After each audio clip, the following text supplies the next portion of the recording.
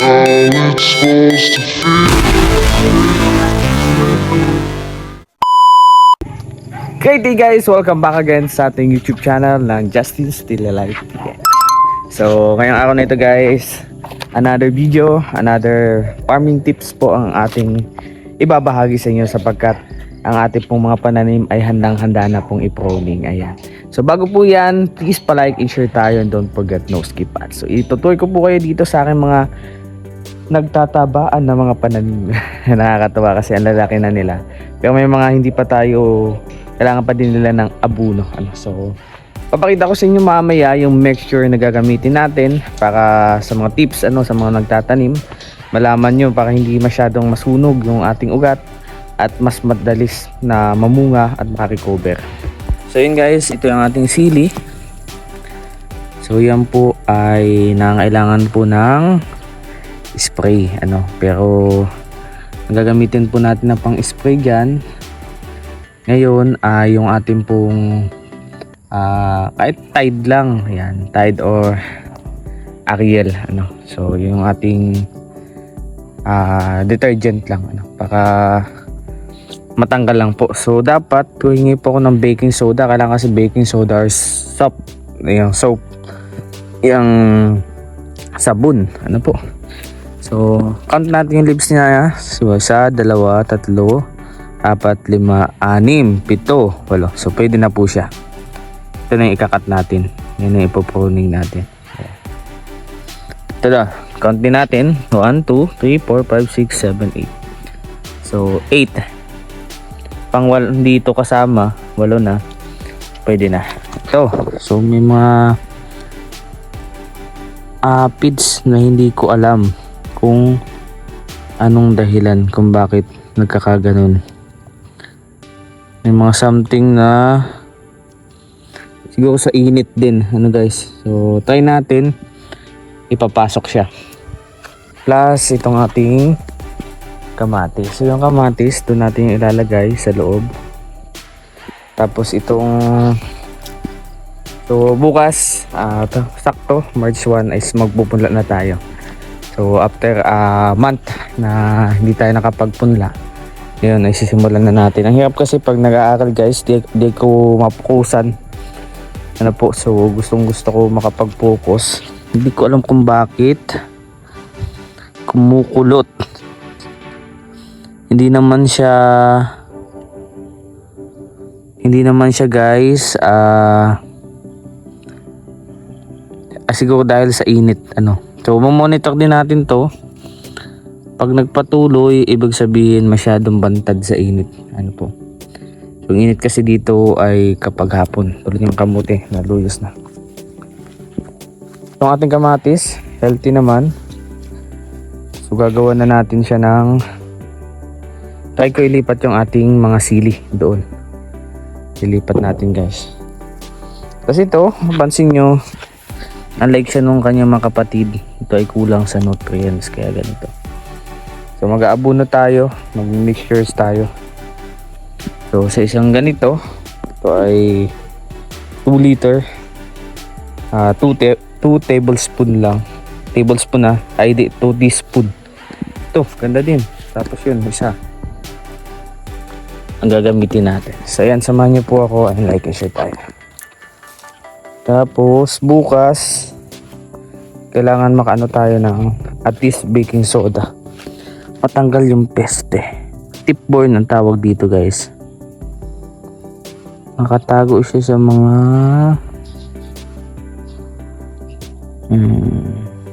yan, tipborne. Siguro sobrang init.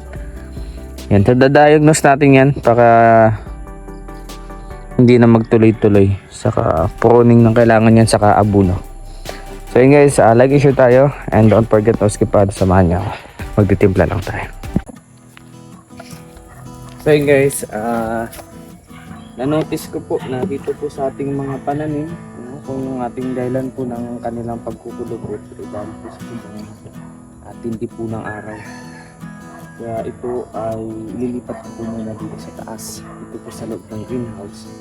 So bago po yun, mag-mixture muna tayo ng pang-abuno para sakto dilig na din. So meron na tayo ditong measuring measuring materials. Ano po?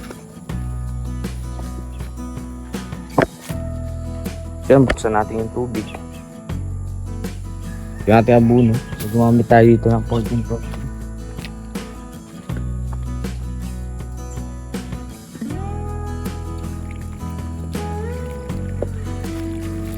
Yes, 14 ang gamit natin.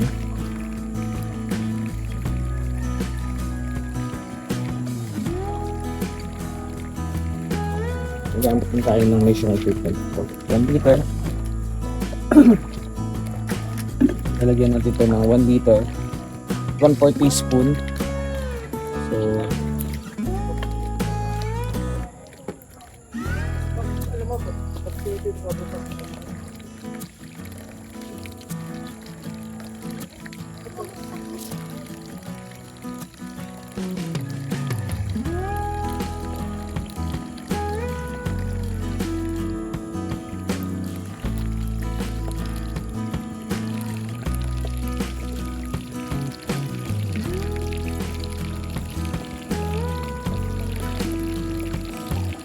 yun guys. So, lagyan natin. So, 1 liter. Tapos, every 1 liter, 1 teaspoon lang po ang components na ating ilalagay po na 14. Para po hindi masunog po. So, ang ano po nito, pwede pong 2 times a week. Pwede din namang more than 2 times a week.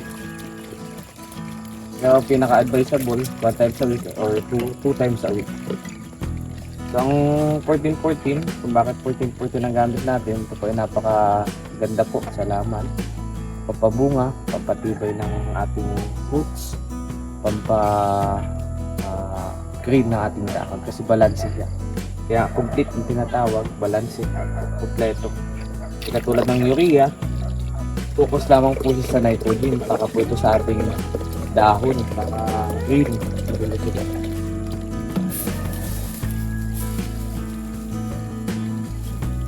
Ito yung itsura ng ating 14 guys. Dahil sa 2 liter siya at 1/4 to,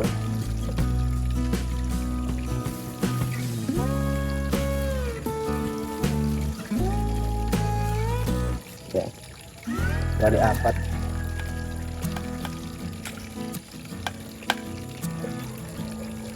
Haluin lang natin yan kasi yung itong pangbilig natin.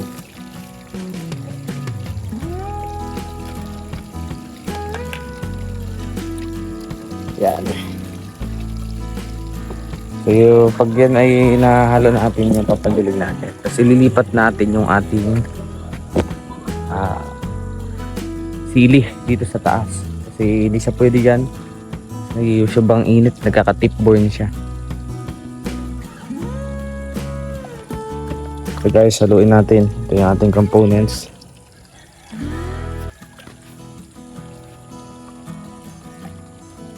Kailangan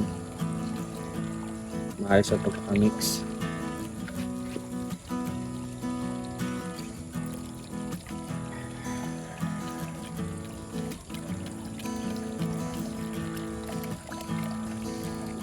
Bukas guys, samahan nyo ako, magpupunla na tayo ng ating dito ang nakalagay dito sa greenhouse.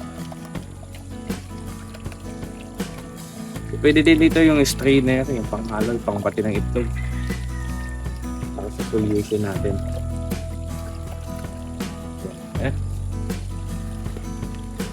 So ang tip dito guys, sa ugat lang, huwag na natatamaan yung dahon. Plus paggabi magandang mag-abuno, kaya umaga hindi na advisable eh. So pwede din.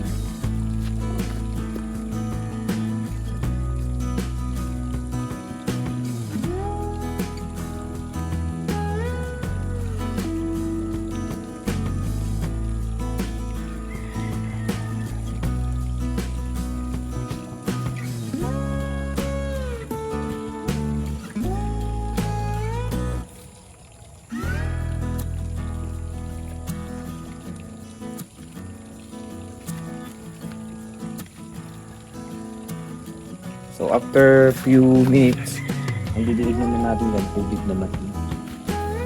Para mahugasan. So, ulit tayo ng solution. 2 liter.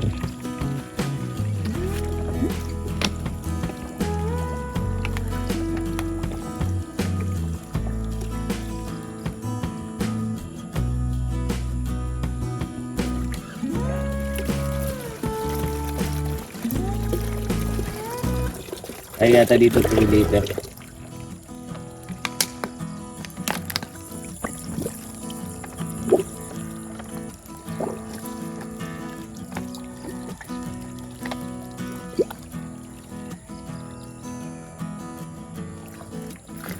Kaya dito 3 liter guys.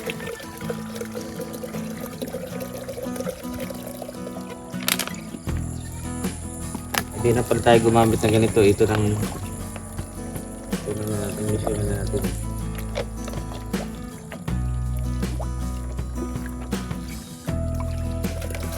Tingnan natin kung ilang liter ang kaya nitong i-accommodate.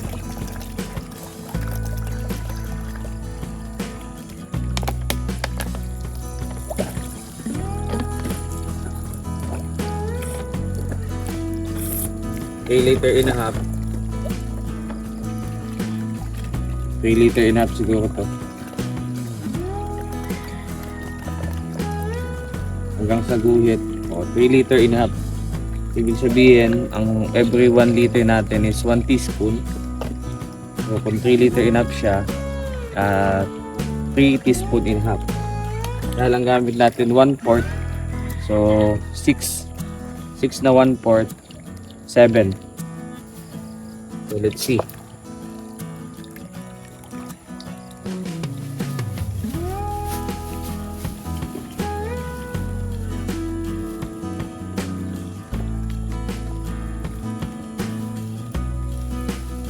One,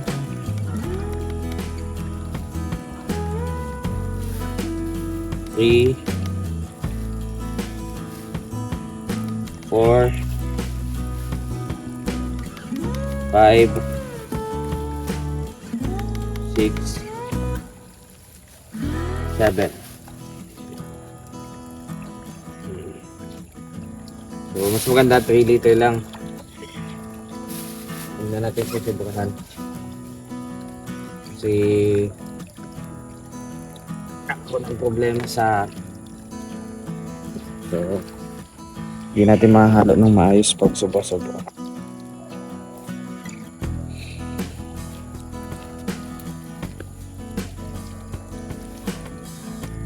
Maganda 3 liter lang.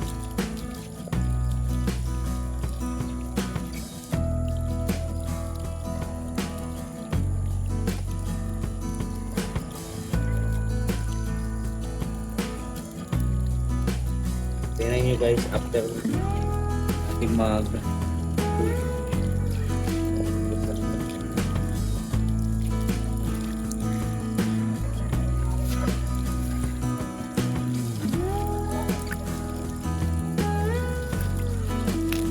ito ang kailangan at mahalaga nating maabutan at mga talong. Tingnan natin after 3 days.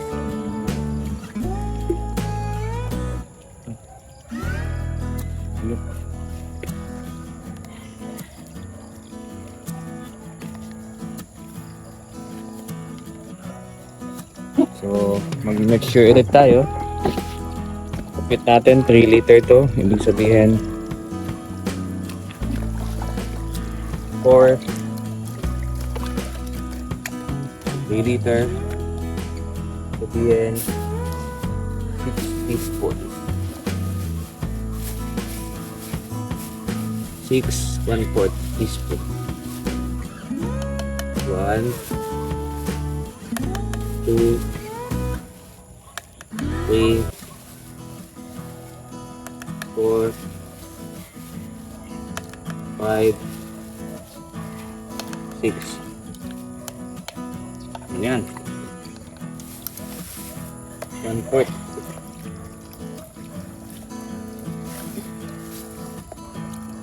Tapos saluin lang ulit.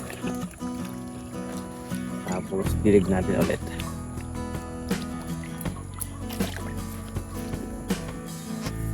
Lilipat natin yung ating sili. Hindi na kaya yung init. Sobrang nagkaka-tip burn. Ang ating kamatis, nilagyan natin ng ilipat ko din yung ating kamatis.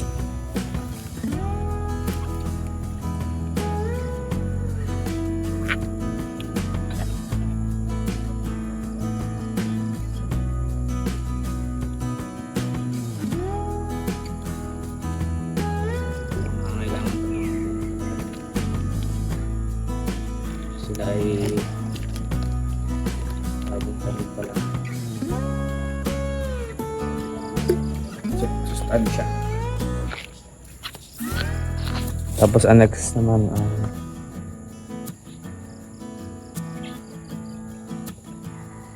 ito naman tayo guys. Ang ating dalawa doon na ano. So mamaya didiligan natin ulit yan.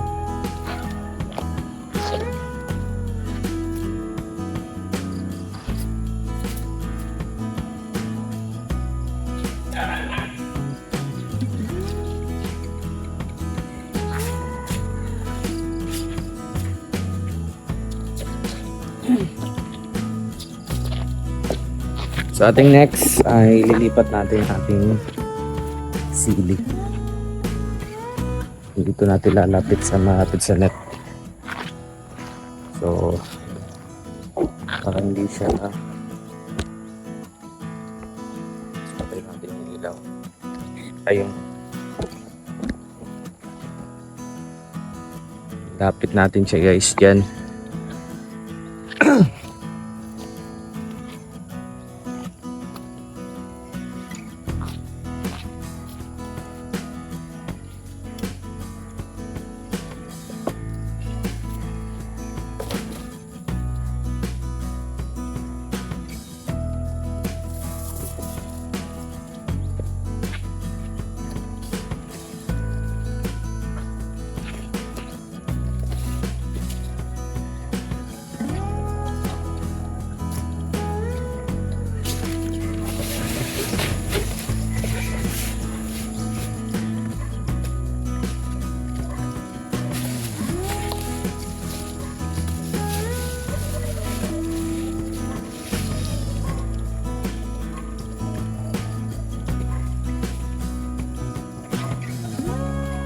Natin siya lilipat guys.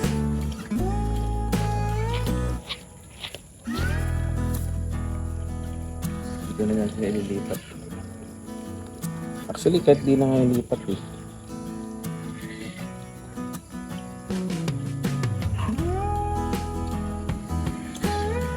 Masyado kasi nga no, bantag. Try ko siya lipat dito.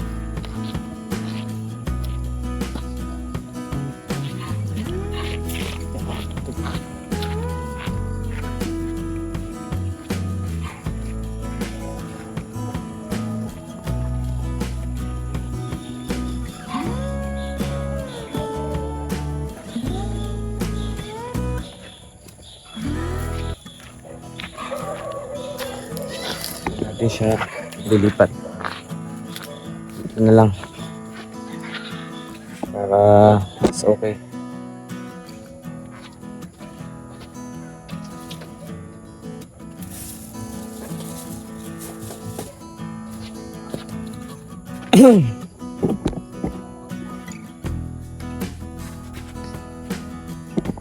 Sige natin siya lilipat guys.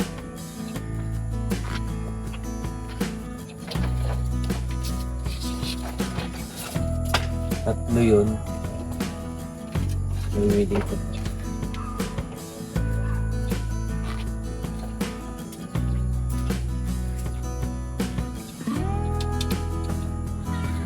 Dito. So, bakit anong purpose? Kasi nga hindi kaya, nagkakatipon. So, dapat minumonitor natin. Sayang kasi ng sili kung hindi natin alagaan.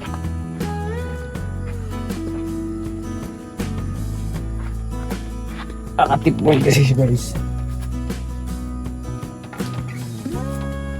Hindi siya advisable na laging na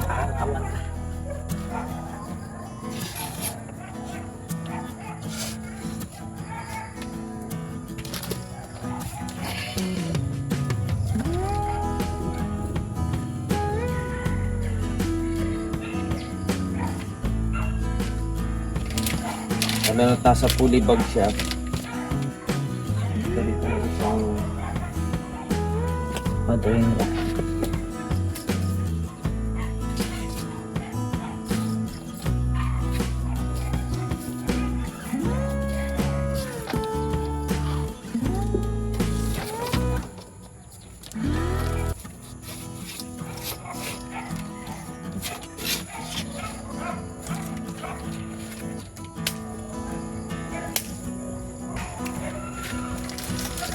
Isa ka namin. Mga lamok.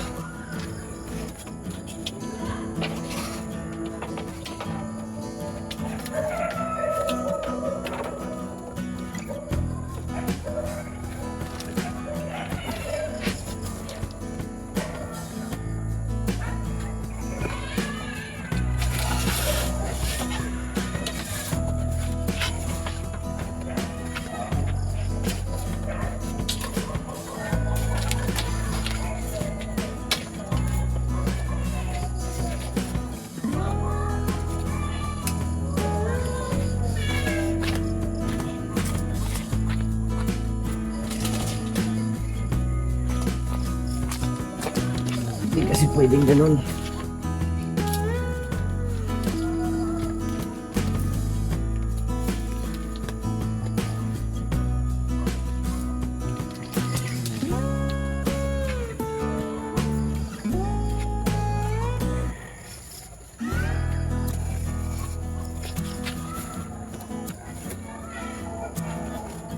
Tanggalin natin itong duyan kapag dito na tayo naglagay. Mas matibay sa pag nilapit ko.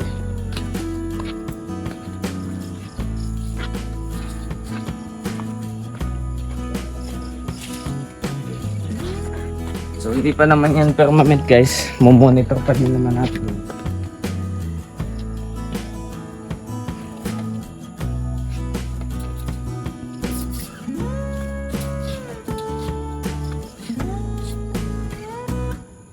Tignan natin kung may pagbabago sa kanyang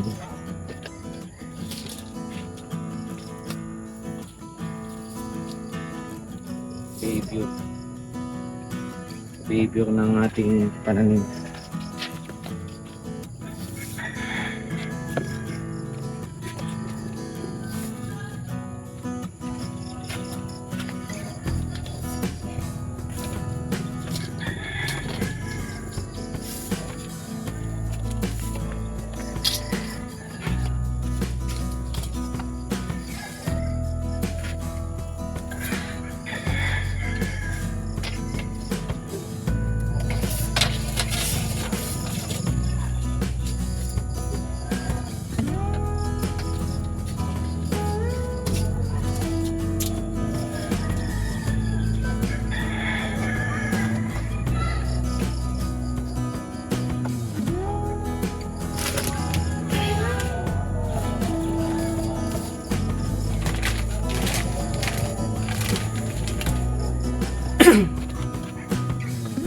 So ito guys, kapag hindi siya umasin at may nasira, ibig sabihin, mas gusto niya yung mainit. Kumbaga, yung kanyang ginagawa ngayon ay defense mechanism niya lang yan para tagalin natin itong duyan.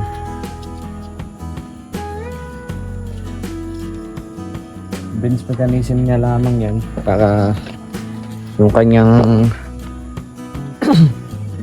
dahon ay makapag-survive. Yan lang kami.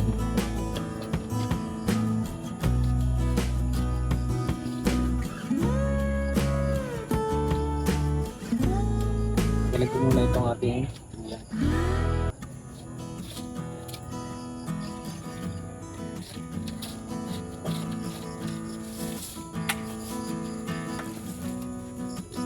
yes. May init. Ito yung init niya marireceive. Tapos mag-aamak tayo dito. Then syempre magsisindi tayo ng ang tawag dito, magdidilig-diligan natin.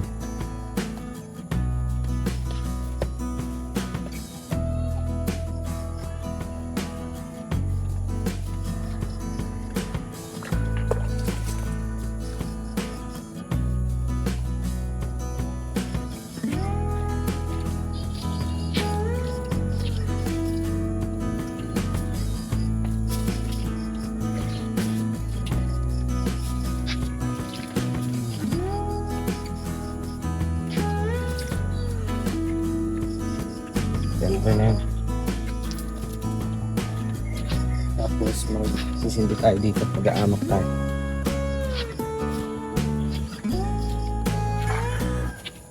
Yan, mag-aamak tayo guys. Sigat tayo dito sa gitna.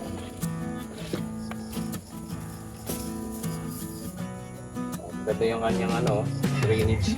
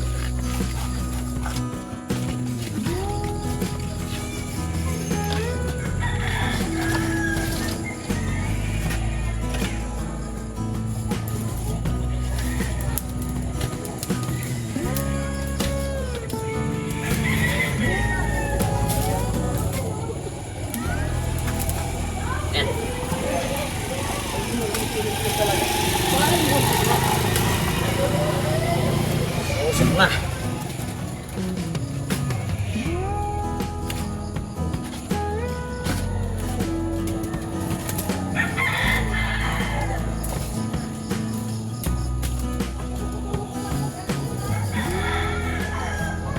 Guys, yan ay pangtabi natin ng mga masasamang elemento dito sa ating greenhouse.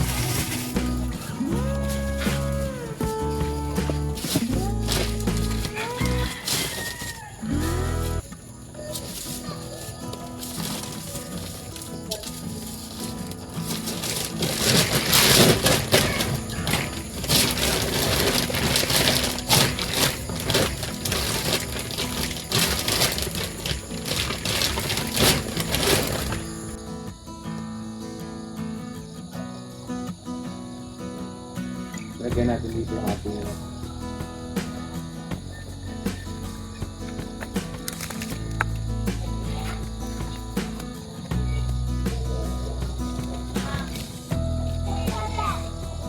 ayun guys, di ba? Ganda tingnan na siya ay di ba, napaka peaceful. Tapos makikita mo pa yung buwan. Ayun guys, tingnan nyo na lang, napaka-payapa. May usok-usok, tapos meron tayong mga pananim. So yan, ibabaon pa natin yan, tapos didiligan pa natin. Ibilid natin yung ating mga ginamit. Tara, samahan nyo ako.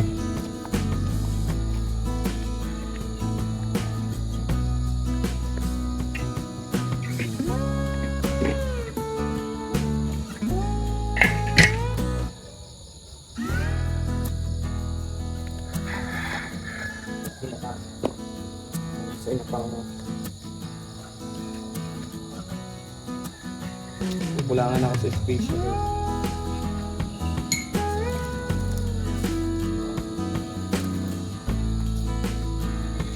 Ito ay kakain ng malaking space kasi yun ay kamatis.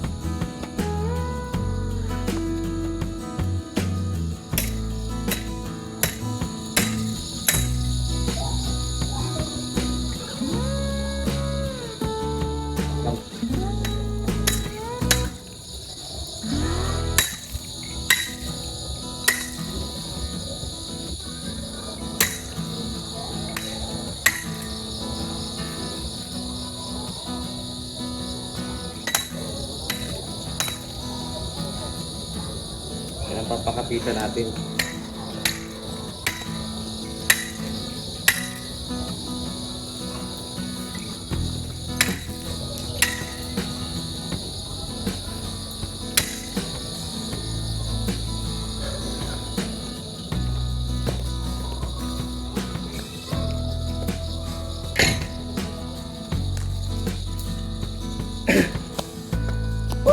Ganda. Bilog pa yung buwan guys. So, diligan naman natin.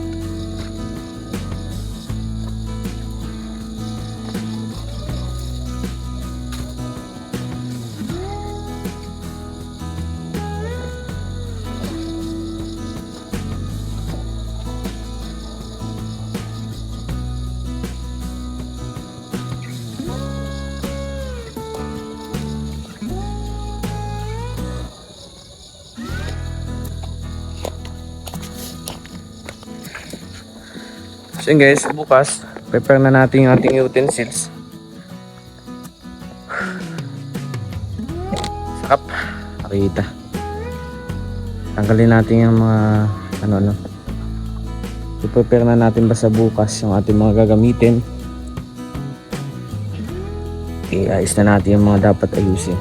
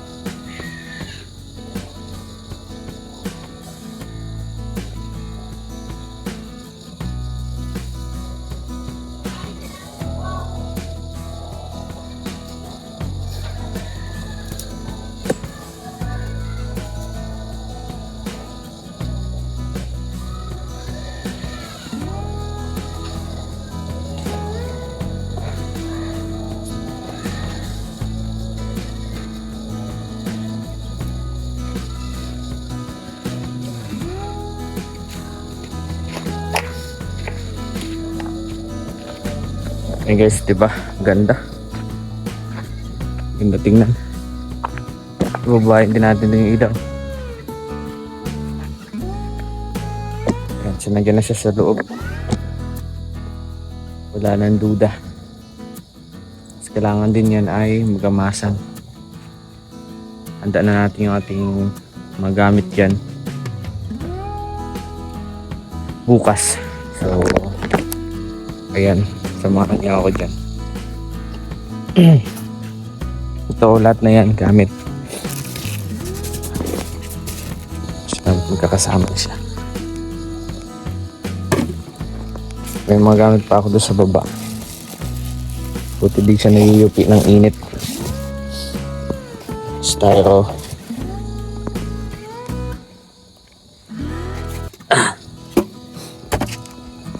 So, abangan nyo guys hanggang sa masimulan ko lang maproseso yan bukas. Sa ngayon tiis muna tayo sa mausok na to. Bigat. Kami na din yung mga damo-damo. Kaya ito na yung ating sili. So pag nagbago yung itsura niya at nagkaroon siya ng ano, ibig sabihin hindi siya ano, kumbaga ay naka-recover siya, ibig sabihin tip-borne nga, hindi hayop.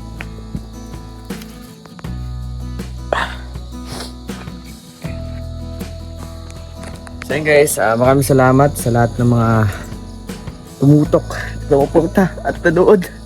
Pag naiiyak pa. So, kailangan natin pausukan para mawala yung ating mga peste-peste dyan sa gilid-gilid. So, ayun guys, like and share tayo. Don't forget to skip ads. Dapat tumalipat natin sa medyo langgana para hindi siya ganyan. Ano. So, ayan, like and share po tayo. And don't forget no skip ads. Maraming salamat sa pagsama sa akin. Ulit, Justin Still Right PH.